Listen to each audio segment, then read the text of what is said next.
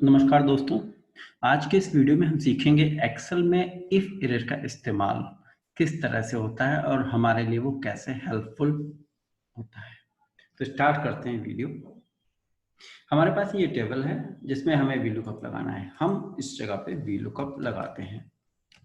VLOOKUP लगाने के लिए सिंपल सा फॉर्मूला है जो कि मैंने पहले आपको बता रखा है। अगर आपको वीलुकअप के बारे में जानकारी नहीं है तो डिस्क्रिप्शन में दिए हुए लिंक के थ्रू आप इससे पहले की वीडियो को देख सकते हैं।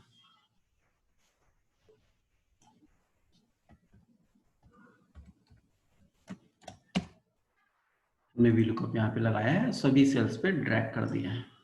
ड्रैग करने के बाद देखेंगे कुछ एक इसके आगे एनए लिख करके आ रहा है। इसका एनए लिखने का मतलब ये है कि ये वैल्यूज आगे की टेबल में नहीं है। अब अगर हमें टोटल करना होता है तो देखिए हम ये टोटल यहाँ पे नहीं कर पाएंगे।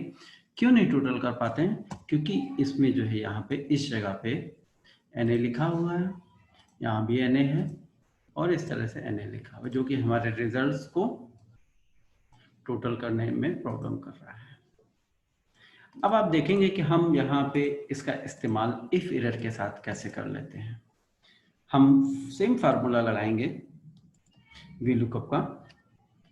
हमने वीलुकअप का फार्मूला लगा दिया है अकाउंट को सिलेक्ट करके।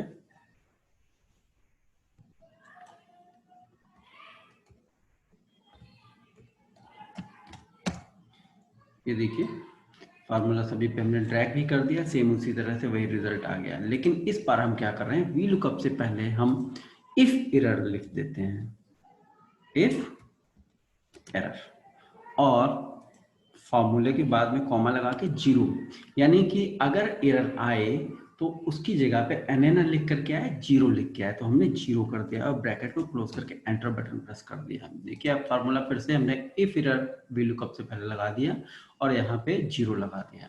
अब ये फार्मूला हम सभी पे ड्रैग कर, अब आप देखिए क्या मैजिक होता है इसमें। जो एन था उसकी जगह पे जीरो लिख करके आ गया है, यानी कि अब अगर हमें टोटल करना है इसका तो हमारा टोटल आसानी से हो जाता है। तो इफ एरर लगाने का फायदा ये होता है कि अगर हम किसी फार्मूले के आगे इफ एरर लगा देते हैं तो वहां पे एरर की जगह पे जीरो, क्योंकि हमने जीरो प्रेस किया हुआ है, जीरो लगाया हुआ है, तो जीरो लिख करके आ जाता है, एरर लिख करके नहीं आती है। जिससे कि अगर हमें टोटल करना होता है तो हम टोटल आसानी से कर सकते हैं। इसलिए मैं एडवाइस करूंगा कि कभी भी आप वीलुकअप लगाएं तो उसके आगे इफ एरर जरूर लगाएं, जिससे कि आपके जो है रिजल्ट्स प्रॉपर तरीके से आ जाए, कोई एनए या इस तरह की एरर ना दिखाई पड़े।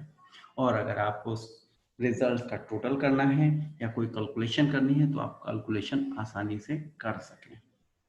अब हम इसको समझते हैं इफ एरर को दूसरे एग्जांपल के साथ। मैंने यहाँ से इसको हटा दिया है। मान लीजिए अब हमें ये जो नंबर्स हैं इसको डिवाइड करना है। डिवाइड करने के लिए हम कोई भी एक नंबर ले लेते हैं। मान लीजिए मैंने 5 ले लिया। 5 से कुछ एक सेल्स को हम डिवाइड कर देते हैं, कुछ एक जगह पे हम जीरो लिख देते हैं, उस जगह पे हमने जीरो लिख दिया जिससे कि हम आसानी से समझ सकें। और अब हम इस नंबर्स को इससे डिवाइड कर देते हैं। हमने डिवाइड किया, हमारे रिजल्ट्स आ गए हैं और रिजल्ट हम सभी सेल्स पर देख रहे हैं। जहाँ पे जीरो था अब आप देखेंगे उस जगह पर ये डिवीजन जीरो लिख करके आ रहा है, यानी एरर आ रही है, जिससे कि हमारा डिवीजन नहीं हो पा रहा। सेम इसी तरीके से हम टोटल करना चाहते हैं तो देखिए टोटल भी नहीं कर पा रहे हैं हम इसका। जब हम टोटल नहीं कर पा रहे हैं तो हमें प्रॉब्लम आ रही है। ऐसी कंडीशन में हमें क्या करना है, सेम इसी तरीके से हम पहले इफ एरर लगाएंगे, ब्रैकेट को स्टार्ट करके इससे डिवाइड करेंगे। डिवाइड करने के बाद हम जीरो लगा करके एंटर बटन प्रेस कर देंगे। हमारा रिजल्ट सेम आ गया है और जहाँ पे हमारा रिजल्ट पहले नहीं आ रहा था वहाँ पे जीरो लिख करके आ गया है। इसका फायदा हमारा क्या हुआ कि जिस जगह पे हमें जीरो से डिवीजन करना था वो जीरो से डिवाइड होकर के जीरो लिख करके आ गया है।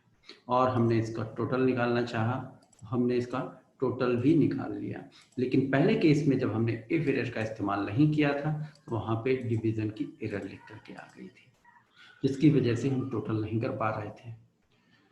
तो इफ एरर का इस्तेमाल करके हम लोग अपने एक्सेल में आने वाली जो एरर होती है रिजल्ट्स के बाद, कोई फार्मूले के बाद, उसको हटा सकते हैं। उसकी जगह पे 0 ले आएंगे जिससे कि हम टोटल को आसानी से कर सकें।